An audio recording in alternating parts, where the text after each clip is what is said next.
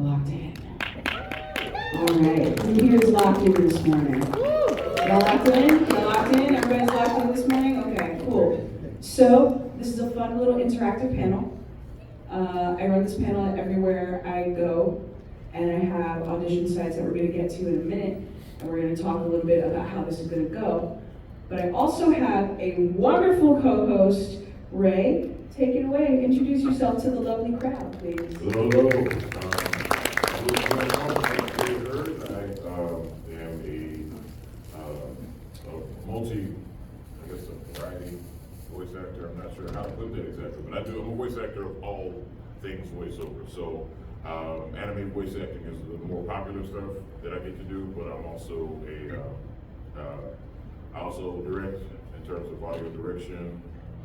Self-direct is something that we have to know how to do in this business as well. So in some sense, we're all directors. And then at the same time, but I do audiobooks, I do industrial work, commercials, cartoons, you name it, I do it. So it's a wonderful work. What kind of credits do you have in terms of like anime and games and stuff? Admiral Kizaru of One Piece. I play 5 characters in One Piece. Bamba and the Dressrosa arc, for those who've gotten there. The little Tauntauns. Also Dufil in the Big Mama's arc. And Kumasi, the zombie teddy bear of Empress Perona, for those who are looking for the smiles, for those who know. Yes. And also I'm top of Dragon Ball Super. Of the Pride Troopers, and if anybody's seen the Tournament of Power. And I've been in a lot of different things. Borderlands 3, I'm the Firebots, so if you were wondering who was trying to burn me alive in that game, it's me. And a bunch of variety of other characters that I've been fortunate to play. It's just, Selkie, the Navy SEAL, and in My Hero Academia. That's me also, the cute one. And so, yeah, it's just some of what I can think of at the moment. That's lovely. And for those of you who don't know who I am, that is really weird because my name was on the programming and y'all showed up. But for those of you that don't know who I am, of which there may be a couple of you, hi, my name is Tiana Camacho. I am a voice actor based in LA. You may know me from Pokemon. I voiced both Bee and Nessa in Pokemon. I voiced Bee in Pokemon Journey to Nessa in Pokemon Masters. So in one in the game, one in the anime. I voice Ikora Ray in Destiny Rising. I voice, I announced that yesterday, but it's not on Twitter yet. That was at another panel. So surprise! They went in a different direction because it's kind of like a super prequel, so it's like, Mara's not out of work or anything like that. It's really, they just wanted a younger voice print that they could conceivably age up to be Ikora Ray. If that makes any sense. So we share a wonderful world. She's a fantastic actor. I learned a lot from her performance, and I hope I did a good job. But yes, I'm Ikora Ray in Destiny Rising. Lily in Street Fighter 6. Hermes Costello in JoJo's Bizarre Adventure Stone Ocean. I don't know. Frenzy in Transformers, Earth Spark. So I've done a lot of stuff too. I tend to do more of the video game, sometimes anime, and a lot of Western prelay animation stuff. Yes. Do you have like a favorite role at projects? That's like picking a favorite baby. I can't do that. I can't do that. You can't do that to me. Oh my God. You can. Probably Lily in Street Fighter 6 because I was a massive fan of the game before it came out. And I mained Cammy for 10 years. And I got trained by my friends who were in the FGC to play Street Fighter and Guilty Gear. So obvi, one of them lent me $400 to move to LA, and I wanted to pay it forward by booking a fighting game role. So I booked Street Fighter, and I felt like I did. I did pay the money back. But also, I wanted him to see that he had a return on his investment because he really believed in me. His name is Andrew Greenberg. He went to Hofstra, and we would call him Mandark because we were mean when we were kids. And kind of, he had a laugh. But anyway, enough about me. Let's talk about you guys. Because you guys are the reason we're running this panel. That's right. Yeah, there we go. So, how is this gonna work? Well, I have sides. We have notes. We have audition sides. I think we're gonna pick up to 6 people and see how it goes. 2 mask sound prints, 2 femme sound prints. So that we have 3 femme sound prints and 3 mask sound prints. Does that make sense? I don't want to gender people if they're sound print and they're gendering, it's rude for one, but also, this is a very fun project. This is Project Super Crush. This is a project that has been created by a friend of mine named Joshua David King. They are awesome. I have these audition sites that are under license to me specifically, and they are very diverse sites. Keep in mind, in the real world, you would not be reading for roles that don't match your ethnicity or racial background. Obviously, that's not the way the real world works. However, we are taking these roles from an academic context to teach you guys acting technique. That is the focus of this panel, all right? So we have these sides are great. They're short, they're sweet, they're wonderful. We also have some sides that a student of mine made. You have Toy Man from Superman. We have the Bunny from Donnie Darko. And we have Everything's on Fire today. Madam Red. So I have these here as well. So we got a variety of sides, okay? You can either pick from Project Super Crush or any of these 3. I'm gonna go and lay them out for you right now, okay? So, the way this is gonna work is this, all right? You guys are gonna have a lot of fun, and we're gonna pick 3 mask people, 3 femme people, and we're going to just play. And we'll give you some feedback, and keep in mind, Ray is a director. I direct. Ray probably has a little bit more directing experience than I do, okay? So, we might say stuff in directorese to throw you a little curveball. Maybe we can do that for like a lightning round. Yeah. Maybe the second pass, maybe? Yeah? Initially get you kind of warmed up to Get you, yeah. Put some softball stuff at you, get you in the mindset of who's excited about actually reading sides? Woo! Feeling like you're a part of it. I mean, Let's do it. It's what if you're interested at all in voice acting, I mean, that's a great exercise to get a chance to get a feel for what it's like. I mean, we're not actually in the booth, but, kind of be in the hot seat to some degree when you are in front of some kind of people in the room. So it just gives you, now typically, of course, in the booth, it's you, the audio engineer, and the director. Or in some cases, the audio engineer is the director. So, you have that as well. But you want to be as prepared as you can be in these processes. And, something like this will afford you the opportunity to at least give you a chance to see how that feels. So, I'm excited to be a part of it. I am going to place the Project Super Crush stuff over here. So, all right, here's how we're gonna do this. I will pick 3 femme people, you pick 3 masculine people. How's that sound? Sounds good to me. Heck yeah, let's do it. All right. Let's see some hands. Who wants to come up and read some sides? You right there in the front, honey, come up. And the really pretty kid, come on up, come up.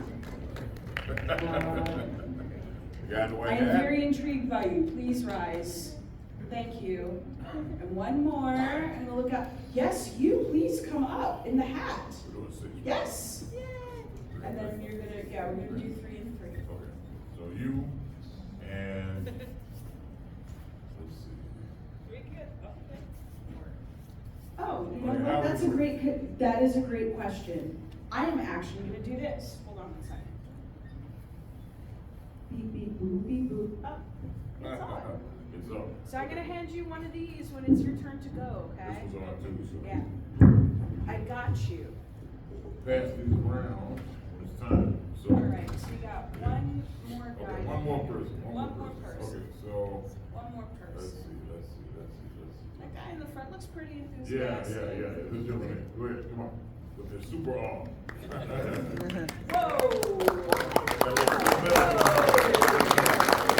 I didn't know we had to come up. Hello here. Come on up. Okay. Left the king, so you know it's here. All right. Okay. So, would you guys like to introduce yourselves? Not introduce yourselves? It's okay. Alrighty, I'm gonna pass around a mic to all of you. Actually, I'm gonna come down and do it. Give me a second. Okay, so you're gonna Come down and do it. Okay. Ah, side part. How will anyone know I'm a dated millennial now? All right, so we have our lovely 6 people. Come over here, if you could just line up over here, please. Hello. What is your name, darling? I'm Carla Rodriguez. Hello, Carla Rodriguez. Let's give a hand for Carla. This is very hard to do. Awesome sauce. Alrighty. And we have some signs here if you wanted to read some stuff. We could do, you could do Madam Red, you could do Yoon is really cool. We have a bunch of different characters if you want to look through it. I know I didn't really give you guys a chance to look through it, sorry. We have more Yuki over here too. So I think And we then I'll should. grab the deal next. We got this one here too, this is Yuki. And when you feel ready, I'm just gonna hand you the mic. And I'm gonna give you also this list aside. The list is interesting. There you go. Yeah, and then what's left here is for the masked folks, if you wanna pass this out to the masked folks. Yeah. All right, guys. Just take one down, pass the rest around. Da da da da da da da da. Da da da da da da da. Da da da da da da da da da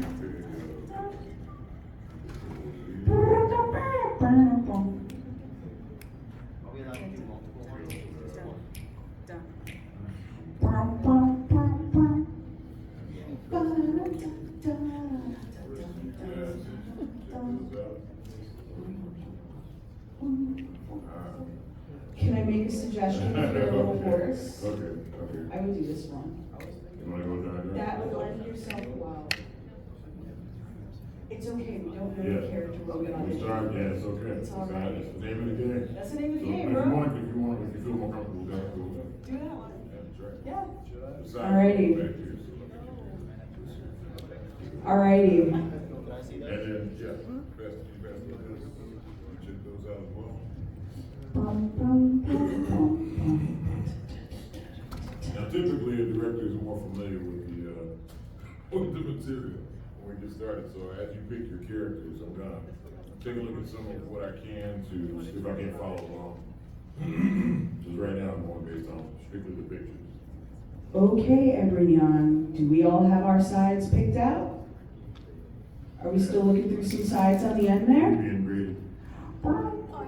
Oh, you got yours. Awesome, awesome. Alrighty, so we did already introduce Carla, so we're gonna do it like this. We're gonna kind of do it in a little bit of a line, okay? So go up, introduce yourself, say your name, first, last name, reading for, name of character. That's called a slate, okay? So in real world, you would go Tiana Camacho, reading for Madam Red. Or what I do is Tiana Camacho, Madam Red. Because they've already checked out and they've heard reading for a million times. It's okay to not say reading for. It's not hurt me in any way. I'm still working. So you can do reading for Madam Red or whatever. So you're ready, whenever you're ready, I'll hand you the mic. You say your first, last name, reading for, or just the character name. You slate it and then you go into it. You ready? Oh, go into what? Which character does she You want me have? to start reading The this? sides, yeah, in the back. Okay. So I'm speaking as her. Yes. Oh, That's the character's lines on the back. okay. Ready? Yeah. Okay, here you go. Carla Rodriguez, Madam Red. Remember, Elizabeth, a lady should always be delicate and lovely before a gentleman. An innocent girl first and foremost. Her job is to be surrounded by all things nice, like Mother Goose's nursery rhyme says, and keep smiling. All right. Would you like to go to the next one, or? No, that's pretty good. We'll stop there for just a second. Let me take a look at the other side of that one, because I didn't get a chance to see that one too much. Parents dollars more commonly known. I knew this. Because this is just so you know here, it's a little bit, when you come in to read, right? The first thing we'll do is we'll give you exactly what you see in the front. So we would tell you straight away, Baroness Angelina Delis, more commonly known by her nickname, Madam Red, so you guys understand what's happening here on this character. Is the main character, aunt, and only living relative. A gossipy socialite with an earthy sense of humor. This is what we would actually do for you. We would tell you this and let you know that who she is. She's one of the finest doctors. She knows everything about everyone at every minute of the day. Sexy, playful, and seductive.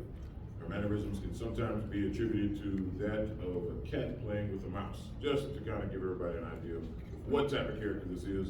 This is what we would do for you if you were initially coming in. And then we would tell you to look at the lines, and then shortly after we say go.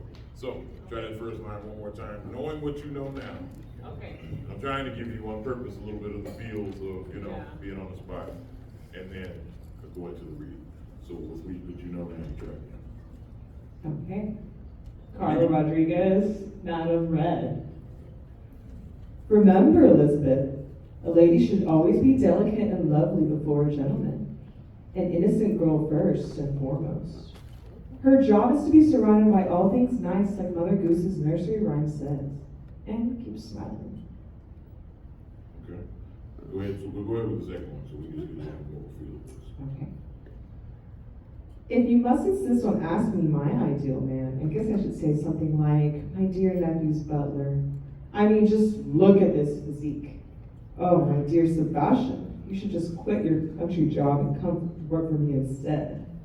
Okay, and that's very good. So, let's give her a round for the first.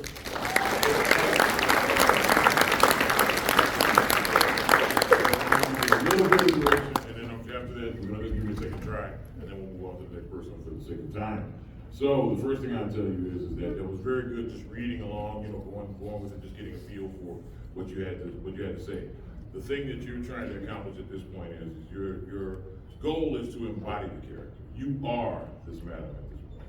So when you're talking to the person that you're talking to in the scene, which I understand you don't have a point of reference right now, so it's a little bit unfair in that regard, but what you would do, because typically what we would have is we would have a screen in place where we could actually see the scene. Not fully knowing how it's gonna play out, because we're just getting a chance to see what that looks like, right? You'll see the person that you're talking to, or whoever the protagonist is, or whatever the case may be. In this case, you are the protagonist. She's the main character, talking to another character, and then your sides are gonna be on the other side of it. So you may not get a chance to look right at it, but you can kind of follow along. And what we'll do is, especially in the dubbing world, we'll give you a chance to kind of see what it is. And I'm gonna explain this once, so you guys know what it is, how this works, and then afterwards, from person to person, we'll go along. That you'll get a chance to see on screen what it is that's going on. They'll play it out for you initially. You'll hear it maybe in Japanese first, so you'll hear how they do it, and then you'll understand that you can't do it that way because there are cultural differences that you have to make changes for. And then afterwards, you'll read, and it gives you a point of reference in terms of placing, how to pace yourself, and go. But what I want you to do when you go back into this read is I want you to think of it as though you're actually talking to someone. Naturalize it is what you're trying to do. Calm yourself as much as you can, and then just read it as though you're talking. Matter of fact, I want you to look his direction and read it as though you're talking to him, okay? Just that first paragraph. First one, okay. Yeah. Read a little bit more. Read past the upset. It'll get your nerves to calm down a little bit. Right. It's okay. You Okay. got this. All right. Carla Rodriguez, Madam Red. Here you go again. Remember, Elizabeth, a lady should always be delicate and lovely before a gentleman. An innocent girl first and foremost.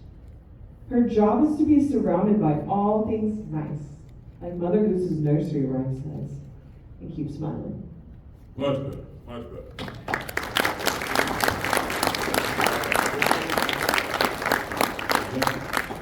Chance, okay, we got Chance here, he's gonna do his read. Which character are you reading for, Chance? The You bunny. pass the microphone, I'm sorry. I'm Chance Roberts. I'm reading for the Bunny. The bunny and Donnie Darko. Donnie Can I read this back here? Yeah, go ahead. The bunny is a manifestation of our main character's psyche. They claim to be from the future and are able to time travel. Now, with that in mind, slate yourself, and then you can begin. No, that's fine. Read the first 4 dots. Okay. Start. Let's start with the slate. Yes. I'm Chance Roberts for the Bunny. The Bunny is a manifestation of our main character's psyche. They claim to be from No, not that part. Your slate. So your slate is where you, well, just to reiterate, the slate is where you say your name Okay. and what you're reading for, and then you begin. Okay. Yeah, just So, name yeah. character name. That's, yeah, Name character name. yes. Name Chance your- Roberts, the Bunny. There you go. Wake up. 28 days, 6 hours, 42 minutes, 12 seconds. That is when the world will end. Why do I choose to wear this suit? Why do you choose to wear that stupid man flesh? Burn it to the ground. Don't think, just do. Good job. Good job.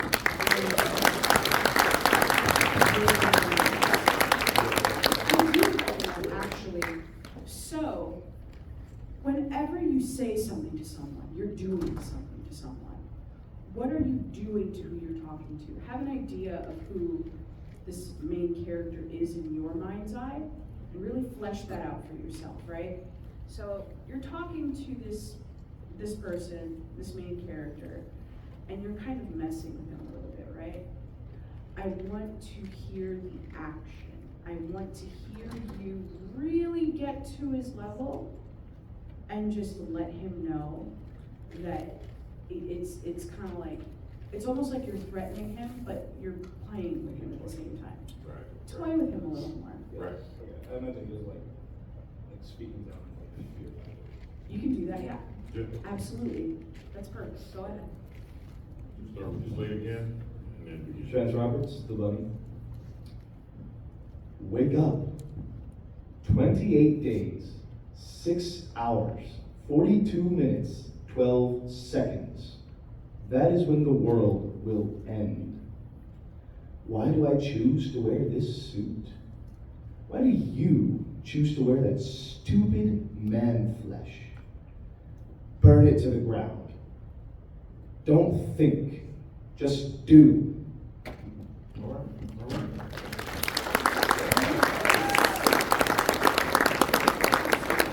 Thank you very much. Appreciate it. Matter of fact, you guys, just chill out. You want to chill out or you want to? You can chill out here if you want to, that's okay. Or you can have a seat, it's all up to you. I kind of just like to leave it open for questions after we're Okay. done, Okay. you know? No problem. It's just formatted a certain Yeah. way. Yeah. Okay, what was your name? Ash? Okay, nice to meet you, Ash. Okay. Hello, Ash. You Park. Park. Okay. So, you're gonna be reading New Park? Alrighty. Do we have one? I don't know if I have an extra copy of this or There you go ahead with the, Eugene. Yes. the, So, this is Professor Yoon from Project Super Crush. I'm going to just show you the side so you can see the art, okay? Miss Yoon Park, the formidable head of Eastvale University's Science Department, exudes confidence and focus. Despite her imposing edge, there's a surprising warmth to her, especially in her interactions with Mr. Johnson, revealing a hidden capacity for love and girlish emotions beneath her powerful exterior. So she yearns a little bit. She's a bit of a yearner. Are you ready? all right, start with your legs and begin. My name is Ash, reading for Professor Yoon. I heard you're getting a new student today. His name is Christian Miller. Here are the materials he needs for the semester. And not that it matters, but were you still coming over tonight? I made too much food for myself, and Yoonji canceled on me, so it'll just be us. You're so frustrating. Why can you never take a hint? Do I have to spell it out to you, Tyler? What is it going to take for you to realize that I'm proud of your advances this semester? Okay. That was good.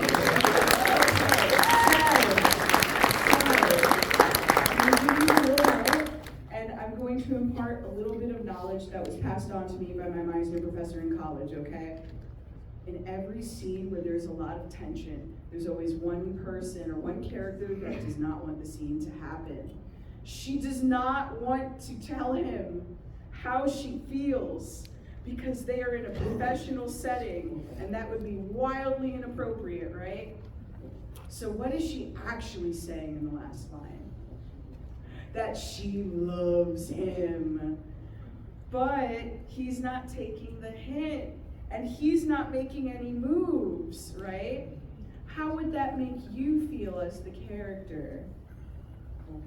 You're gonna have a little crash out maybe, right? Yeah? Take that into your read, and then see how that goes. Mhm.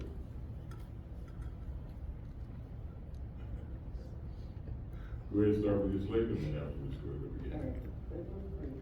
No, I'll start with your slate, and then go ahead through. You want to just do that portion, or you want to start back over from the beginning? Let's start back over from the Okay. beginning. I think we have enough time. Okay. Yeah.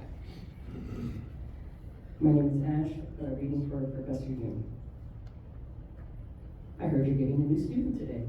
His name is Christian Miller. Here are the materials for. Sorry. No, it's okay. It's okay, you can use the nerves. Yeah. She can be nervous here. Sure. She's about to crash out in a second. Don't worry, take a deep breath, go again. I heard you're getting a new student today. His name is Christian Miller. Here are the materials he needs for the semester. And not that it matters, but were you still coming over tonight? I made too much food for myself and Yonji canceled on me, so it'll just be us. You're so frustrating. Why can you never take a hint? Do I have to spell it out for you, Tyler? What is it going to take for you to realize that I'm proud of you for your advancements this semester?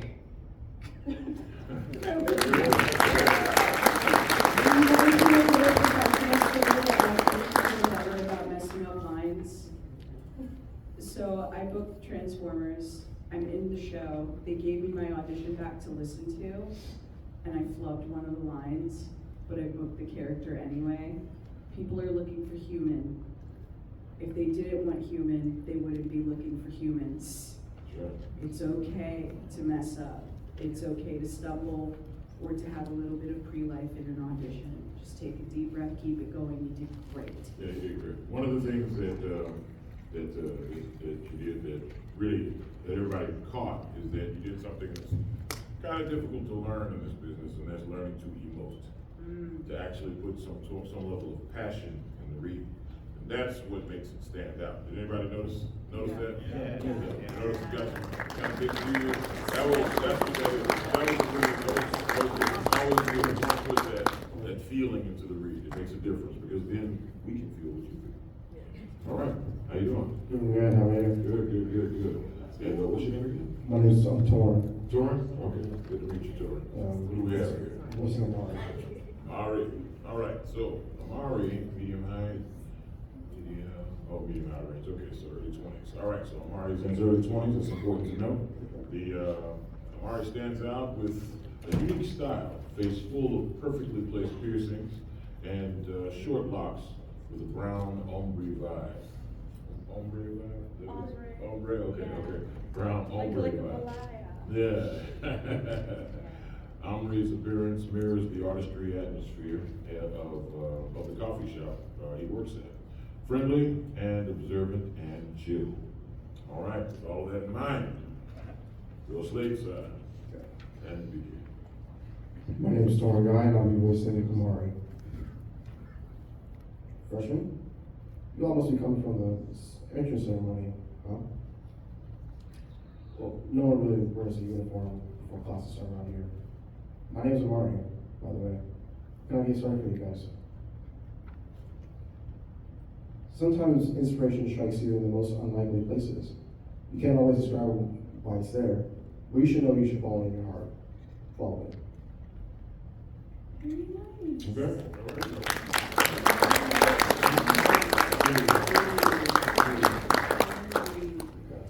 Okay, because we could hear, it's my turn, 1, 2, 3, and you wanna just get your nerves down a little, as much as you can. I mean, I know you're on the spot, and I get you. Yeah. But that is the nature of the business. When it's time for you to come in, you're on the spot. I mean, like she said earlier, you know, we have our flows. I remember when I first got started, you know, I was, in my mind, I'm like, okay, I forgot that I think I'm in the room now, it's time to do it.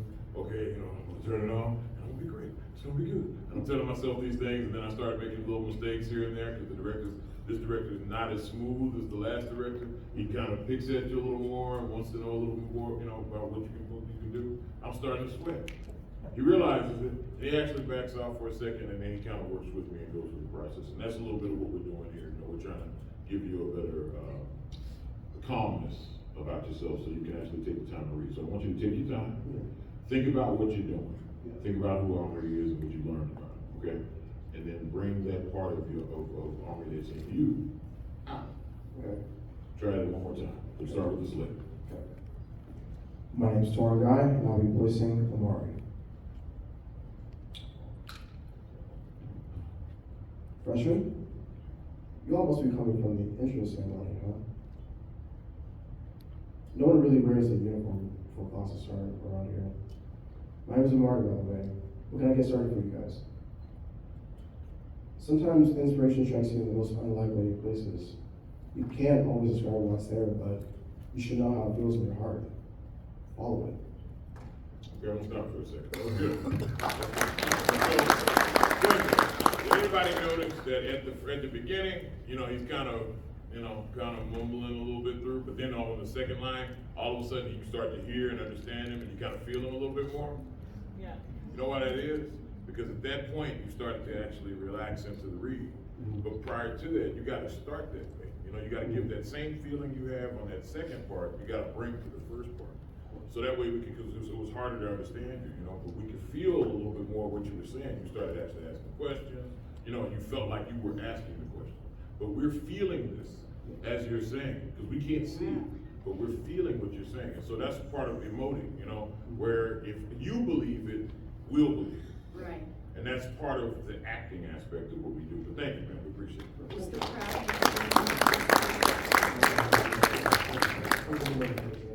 I'm good, I'm good. I got you. Did great, thank you. Hello, what's your Hello. name? Hi, Sage. How you doing today? What you reading today? Yuki. Oh, I love Yuki. Okay. Alrighty, so Sage here is going to read for Yuki. Meet Yuki Yamaguchi, a soft-spoken and sweet freshman painter who extends a polite hand in friendship to Jay and Ashley during the entrance ceremony. Yuki's gentle demeanor and warm introduction immediately position her as the nurturing and motherly figure within the group, adding a touch of kindness to their budding friendship. So she's just a little cinnamon roll. A little cinnamon roll. You ready? Just slate your name, slate the character name, and go on in. Sage Hernandez, Yuki Yamaguchi. Well, it's nice to meet you properly. I'm Yuki Yamaguchi. I'm majoring in fine arts here. I'm hoping to become a painter one day. Yeah, the arts program is kept pretty under wraps here. There's a pretty big wait list, and Argyle was in my sights for a while, but I didn't want to be that far away from home. I'm really close to my family. Very good.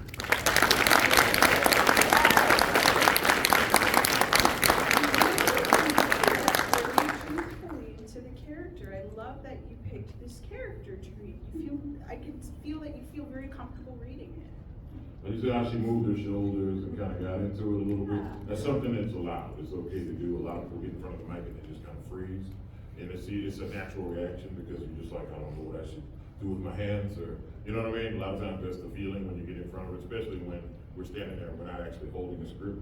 But, you know, it's okay to move, it's okay to, you know, as long as you don't lose placement, you know, which that's a, you know, there's a whole other thing called mic etiquette. But it's all right to be, you know, one of the things I learned watching Mark Hamill is that he just moves his hands and he's just really excited. And I'm like, oh man, you can do that?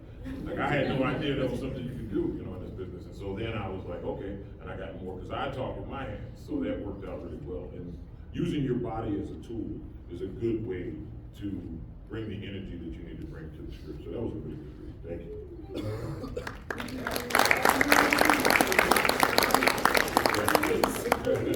That's right. Thank you, darling. All right. Well, so I've been between two characters. Obviously, everyone's been doing those, and I wanted to do. I was like, I really have an idea for voice performance. Okay. But otherwise, if I follow along with you guys. Let's see, how are we on time? It's 11:35. Okay. 20 minutes a little longer, but we have time for 20 minutes. Okay. We can just do the first couple of lines. Yeah, I'd love to see the first one, and I'd love to use. Yeah, So just that's so go totally ahead. fine. Yeah, that's fine. That's fine. That's totally fine. Read just through that point, so that way we can get context. And I'm going to read the specs here as well. So what's your name again, sweet? My name is Sean Kerrigan. Sean Kerrigan? Awesome. Sean's going to be reading Toyman from Toy Superman. Man. One of my favorite villains. Toyman's pretty cool. Yeah. Toyman is an adversary of Superman that uses deadly toys and gimmicks. His face is never revealed. He's obsessed with recapturing the childhood he lost after his father was falsely imprisoned and he was moved from foster home to foster home. All right, so go on in, slate your name, slate the character name, and take it away. All right. Hello, my name is Sean, and I am reading for Toy Man. Who invited you, Superman? It's a very sad story. One most people have forgotten. Once upon a time, there was a kindly man who loved nothing more than making toys. He wanted to build the most wonderful toy factory in all the world.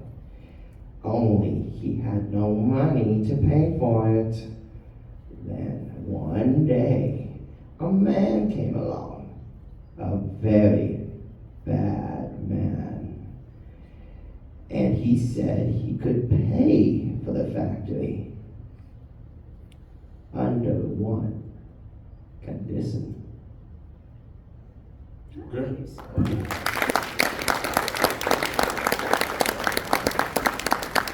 good, very good. So what I want you to do on this next pass, I want you to do the same. I like the emotion that you brought to it, but what I want you to do is I want you to pick up the pace. Pick up the pace. Because this is animation, it's gonna be moving a lot faster. Superman's probably gonna be saying something in between. So you don't have that much time Right. to draw out the lines for the character. So same thing, but I want you to say, you try to compact that emotion into a faster read, faster pace read, okay? All right. Slate again. Yes. Sean Kerrigan for Toy Man, take two. Who invited you, Superman? It's a very sad story, one most people have forgotten. Once upon a time, there was a kindly man who loved nothing more than making toys. He wanted to build the most wonderful toy factory in all the world, only he had no money to pay for it. Then, one day, a man came along, a very bad man, who offered to pay for the factory, but under one condition. All right.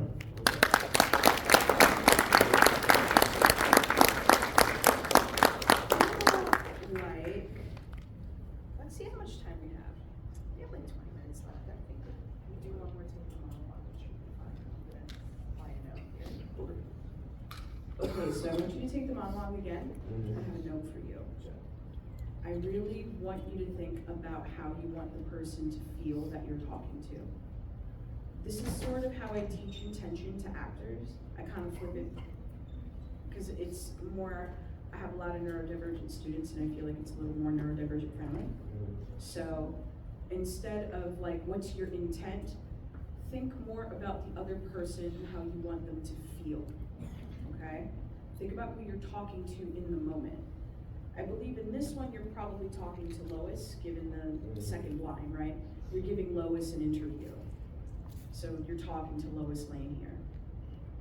How would you want Lois Lane to feel as you're recounting that story? Because it is an allegory for what happened during your childhood. Right. Yeah, like how do you want her to feel? Do you know? Yes, I want her to feel sympathy and also understanding. Okay, I want you to get that from her and speak to her in a way to get that response from her, okay? So take your time with it, switch it up, and treat it that way. Get her to feel bad for you. Don't think of yourself as a villain. Right. Don't think of yourself as the villain. That, I can feel that as you read. Okay. Yeah, don't think of yourself as the villain. Think of yourself as a victim of circumstance, because you are. That's why I like a lot of the DC villain rogues gallery. They're victims of circumstance. Right. So you don't see yourself as the bad guy here. You see yourself as the scared kid that went from home to home. And this is how you're dealing with it, is by doing what you're doing. So take it one more time. Sean Kerrigan for Toy Man. It's a very sad story. One most people have forgotten. Once upon a time, there was a kindly man who loved nothing more than making toys. He wanted to build the most wonderful toy factory in all the world, only he had no money to pay for it. Then, one day, a man came along, a very bad man, and he offered to pay for the factory, but under one condition.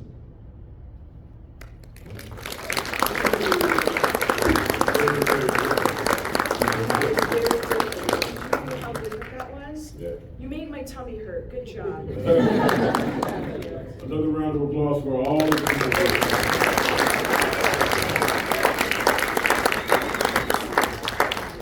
You can have your seats if you like, yes. Well, thank you so much. Thank you. Yes, definitely. You guys are very sweet. Did you want to Okay. open it up for questions? I think we should. Okay. We should open it up for questions. We have about, I'd say a little over 15 minutes left. Okay. So like 17 minutes left. From the dog in the front. What does the dog say? Yeah, he just woke up. Yeah. Yes, hi. I have like a couple of questions. Like I got one. So in like voice acting, do you guys have to do like I don't know like vocal training in a way, sort of like how like singers usually do like vocal training? Yes. Yep. Simple answer is. Yes, most definitely. Yeah, your voice is an instrument, so you do have. I mean, there are those that I'm sure don't, because it just depends on where you stand and what you know. But yes, you have to treat your voice as what it is. It is an instrument. It needs to be warmed up just like your muscles would need to be before a workout. Adam Sandler's a good example of that. He used to play basketball. I'll pick up basketball all the time, and of course, he's obviously not a professional, just a regular guy playing basketball. But the doctor always told him he needed to warm up before a game. He never did, and now he has back problems. Same applies to your voice. You need to take care of it and do what's necessary to begin a session. So when I went to college, I did vocal training called Linklater.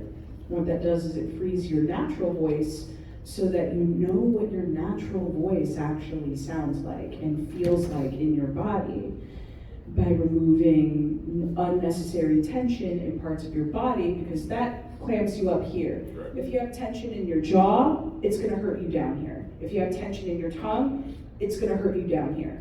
So by kind of unlocking it, I am unlocking my natural voice, and then I can go and stylize it and put it into different resonances that sound entirely different, because I'm able to kind of just move it to a different resonator and just move the vibrations around my mouth and around my lips and around my chest and around my tongue. And I consciously feel the vibration in my body, think mentally about where I want to place it, and then I just put it there.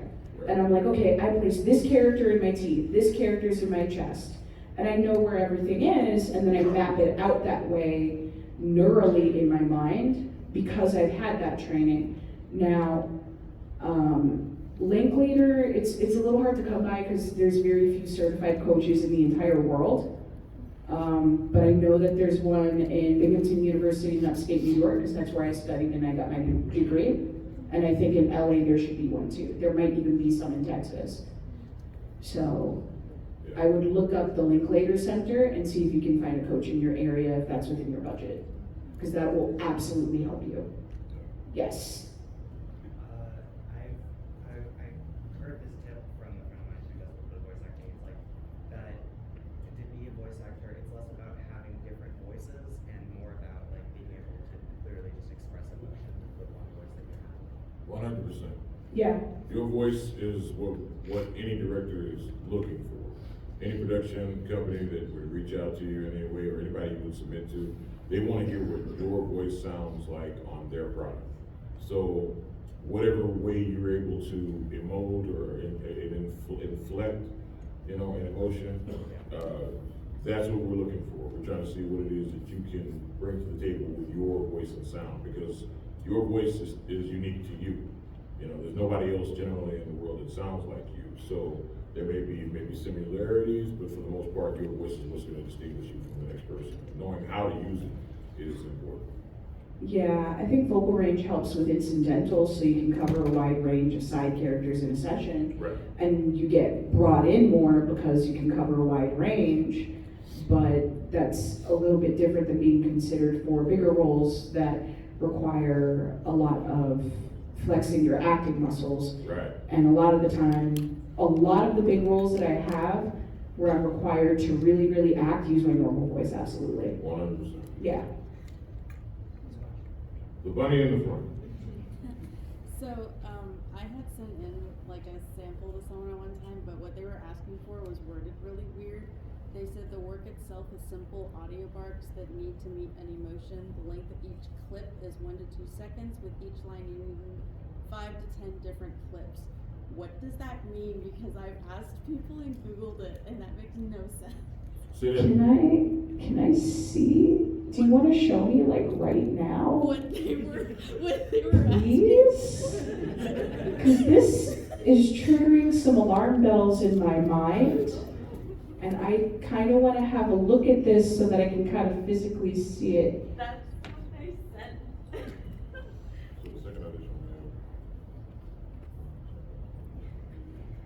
Oh, okay. So we're talking something like Fire Emblem, where it's like, what? Hey! And it's like emotes with the dialogue boxes instead of fully voiced dialogue. That's what they're talking about. But that's 1 to 2 seconds long with each line, and then 5 clips they're asking for. so what's a bark and what's a clip? Okay, so a bark, okay. A bark is like an effort that is shouted. Right. For example, combat barks if you're doing Call of Duty. Right. If they're asking for different clips and it's a particular emotion that they're looking for, which is what it sounds like they're asking for, then that means that they're clips, meaning you're breaking it down. That's just a fancy way to say this one. Give me 5 versions. You know what I mean? Usually we would say a take. But if they're saying clips, I have been in sessions and voice field lingo can be strange from time to time. It's hard enough when you're reading the script and they tell you, well, we want an announcer to do this to read for this truck commercial. But the fact is they don't want a real announcer. It's not like they want someone doing Sunday, Sunday, Sunday. So I say that to say that the lingo sometimes can throw you off. But essentially what they're asking for, from what I'm gathering, is that they want 5 different takes of this read and this emotion or this style. Is that the same accurate? Yeah. And that's what it seems like to me. When I heard you say the clips, that's what I was thinking. Emotion and clips 5. I was like, oh, okay, yeah, they just want you to do. And so for that, would it kind of be like clip 1, would I have to announce that in each of those probably? No, so what she was just saying about the bark, right? Yeah. Okay, you can bark with a different emotion. It's just a bark, because we have to often I played a large house cat in what is it, the slime, I can't remember the name of it. But the time I got reincarnated. as a slime. So I'm a giant, I believe that's the one. No, I'm sorry, weakest tamer. I'm sorry, the weakest tamer went out to, the slime on Bovix. But, yeah, I'm basically a large house kid. So I had to purr, I had to meow, and the purrs and the meows come up with different, you know, the different emotions that you can provide with that. Now, I know that sounds strange, but animals really do this. You know, it's like if you think about your dogs at home or your cats at home, there's a different meow or a different bark that represents a different emotion, and that's essentially what she was saying about that. You know, you can. Okay, that's one sound, but then if I whole other sound, right? You know what I mean? It's a whole other inflection, and that's essentially what it is. Or a confused dog being like, You know, how many of you have heard Scooby-Doo do? Yeah, this was for a moth girl, and so that on top of how they were instructing it was really confusing.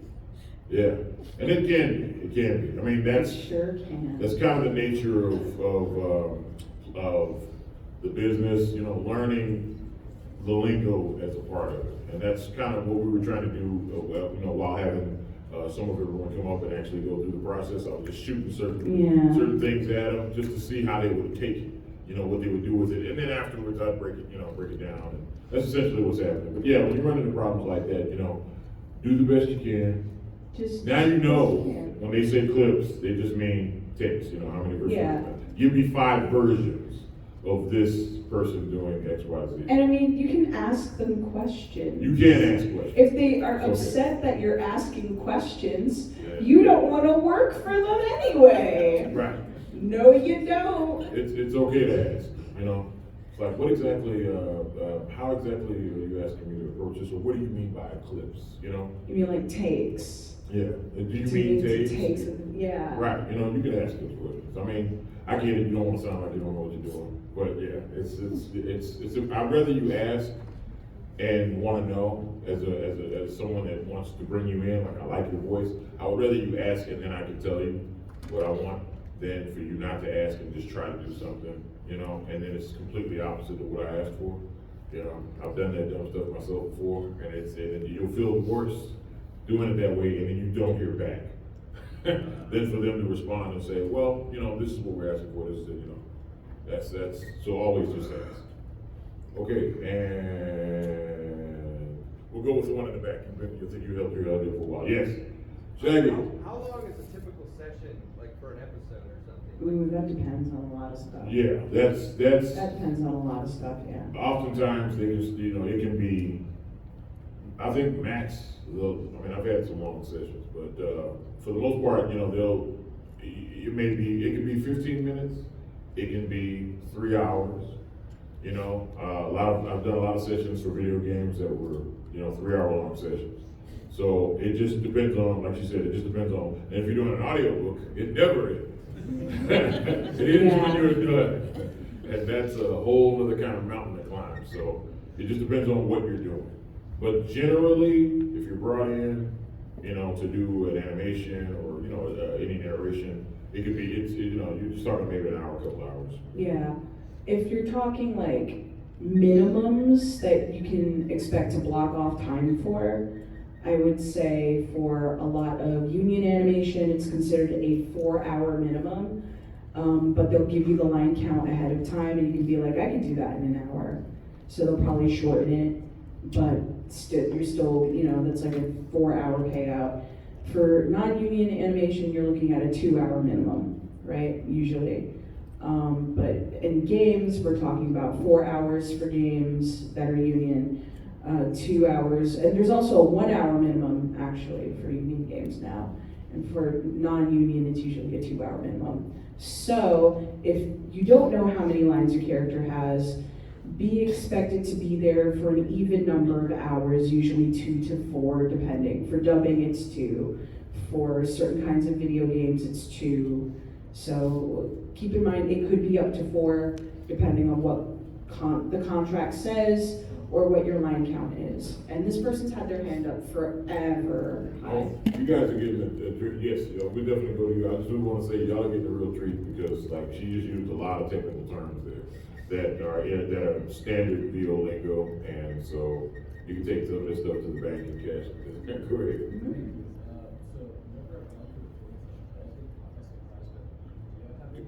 I'm sorry, can you speak up a little bit? So whenever going in person for recording sessions, I always get caught by surprise by the beat. Do you have any suggestions or any advice for that? Like you're caught by surprise by the beeps? Yeah, they normally say like go with the beat goes on this the first one and maybe the second one sometimes. So any advice? Oh. So are you asking what it means to have beeps, or? How to like not get caught by surprise by the beat. It's kind of like they just say the usual lines, the usual like if you have readers for the most amount to, then they beat once, like I said, they beat the second time, and sometimes I'll get it the second time. Sometimes I'll miss the second beat, so on the third beat, I'm not gonna get it. So the beeps are in place for you to know when to start. You'll hear the beeps, beep, beep, beep, and then afterwards you begin. So, It's just a placeholder, so you'll know where you begin from one place to another. But sometimes when you're doing a read, they'll run into your read. You just ignore that, you finish the read, begin the second read at the next place. You know, that's essentially how that goes. yeah, and what I tend to find is that it's gonna be beep, beep, beep, so it's 3 beeps, right? So you go on the imaginary 4th beep. Right. So you get the timing in your head of the beep, beep, beep, this is my line. So the beeps are there for you to know when to start. You start on the imaginary 4th beep, the imaginary 4th one. Make sense? Yeah. Okay, hopefully that was Yes. You, yes. So what if, so you obviously have had like professional training, done school for this, but what if you wanted to like try booking an audition or something, where do you start with that? How do you look for that? That's a great question. I started by auditioning on the voice acting club run by Kira Buckland, who's like one of my besties that I will live and die for. That's my homie for life, which is funny because we play homies on JoJo. So the voice acting club has a Discord. It also has, I believe, a forum or like a pro board. At least when I was there, Discord wasn't as big back then. So I know Skype was still around when I was on the voice acting club. So I would go straight to original animation because I didn't want to do fan dubs because I knew I wanted to do stuff that I could put on a resume just in case. Because the rule is if you're union or SAG eligible, in order to get your union card, you have to have a resume. And I didn't want to do a whole bunch of things I couldn't put on a resume. You know what I mean? So I wanted to put at least 3 or 4 things on there to prove that I wasn't messing around and that I was an actor. So I went to original animation and original video games, and I didn't do anything else.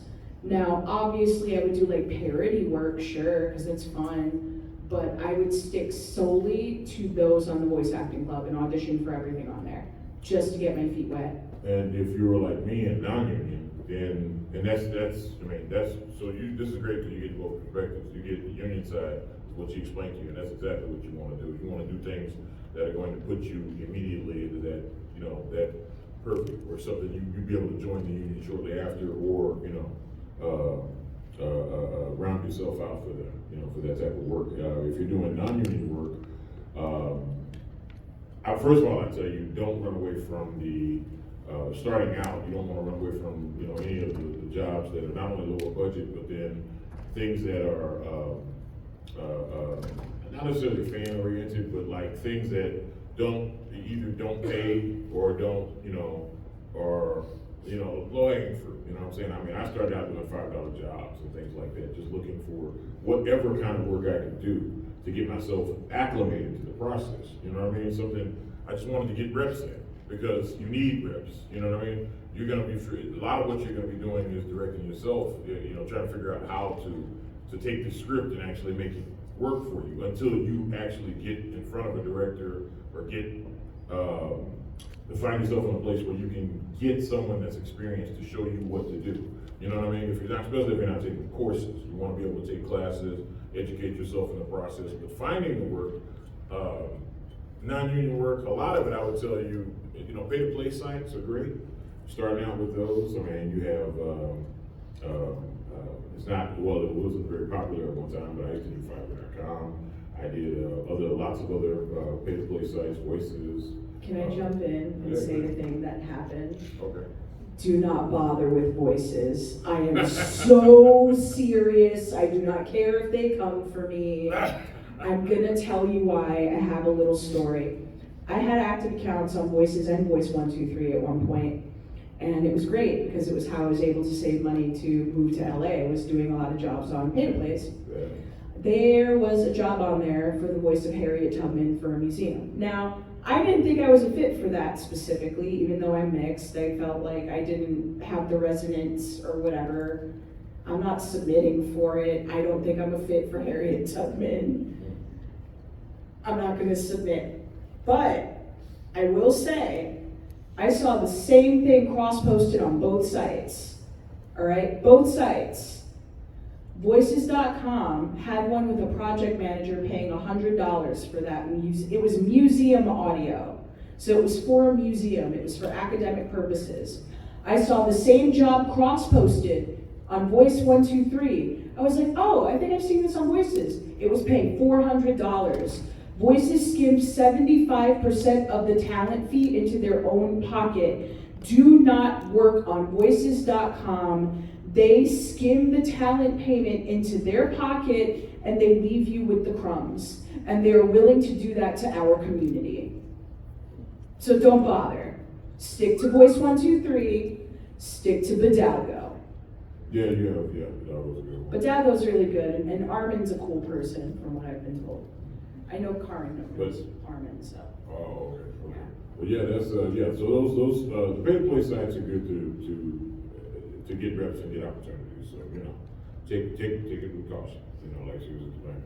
I'm sorry. I was just gonna ask for clarification. So Voices123 is where it's at? Voice123. Voice123. It's not Voices123, it's Voice123. Yeah. They're pretty solid. All of their clients deal with you directly, which means you can take them off the site and directly into your own pocket and get paid via PayPal, and some of them even take Venmo. Well, be careful with some of those sites because mostly they make their money. They make their money from basically a commission for finding Finder Street, essentially, bringing the work in, and they may have strict guidelines on, some of those things. I've been, flagged a few times because it's my objective anytime going with any site is to gain a client. Yep. So, you do have to be careful with how you approach, in any of them, because I'm sure they have their guidelines as well. So make sure to read them, understand them, and know what you're getting into. So that way you don't get into trouble. They'll kick you off the site. So yeah. All right, we are roughly at time. I will do one more. One more in the back, all the way in the back in the white wig. Yes, you. What is your question? How necessary do you think that it is to find an agent? I've been a voice actor, casting director, audio director for 2 to 3 years, something like that, but I can never land any acting roles for a project that actually stays afloat. Gotcha. Agents are important. I am a advocate. I believe that you are your best agent. I firmly do, because nobody's going to work harder for you than you do. But agents are important because they're going to be able to open doors for you that you could not otherwise open yourself. As crazy as I was when I got started, I called Amblin Entertainment, which is Spielberg's company, directly. Just thinking, okay, hey, I'm a voice actor, I'm ready to do this, and I just found the number, called them, and they were like, no, sir, this is not what you do. You have an agent, contact us, and that's for projects that our production house puts out. At least he was nice enough to explain it to me, and not just kick me to the curb. But yes, you need an agent to open doors that you just would not be able to open. They have relationships with companies, and with production companies, and all different types of groups and people that need voice work that they'll send to them, and they'll only work through them in most cases. So. Also, no rep is better than terrible rep. Trust me, I know. 100%. On the convention side as well as the voiceover side. Sometimes you're better off. It's better to have an agent that speaks your language and that works as hard for you as you do for yourself than someone who pockets you and does absolutely nothing with you. Right. Please, please, please, please, please. Do your research. Sometimes a small boutique agency is better than those big agencies because you get more individualized attention. Yes. They take on less people and they're more willing to fight for you specifically, all right? Don't just walk into CESD, Atlas, all these other really big agencies and be like, I need to be with the biggest agency that has a sea of talent and that's gonna get me where I need to go. Now, I'm wrecked by Atlas and I love my agent, absolutely, Heather's the best. And she really fights for me, but her communication style may not be best for someone that has a different way of doing things than she would do, right? You have to find one that works with you and not against you, and who speaks a similar language of hustle in a manner that you also do. That's why she and I have a great synergy and I absolutely adore her. It's because she hustles, because I hustle. And we both speak that language of hustle. If they're unwilling to do that, cut them loose, get a better agent. Meet someone at their level of work ethic also. Right. You cannot be not auditioning for stuff and wonder why you're not booking. Right. Submit for everything. You have to put in the work. They will see that you're putting in the work and they will fight harder for you knowing that you're putting it in. Right. So there's that too. Thank you guys so much. We appreciate it. We will be at our table at 1:30, we will be at our tables. You guys come by and check us out. Say We're way hi. on the end. We're like way on the other side. But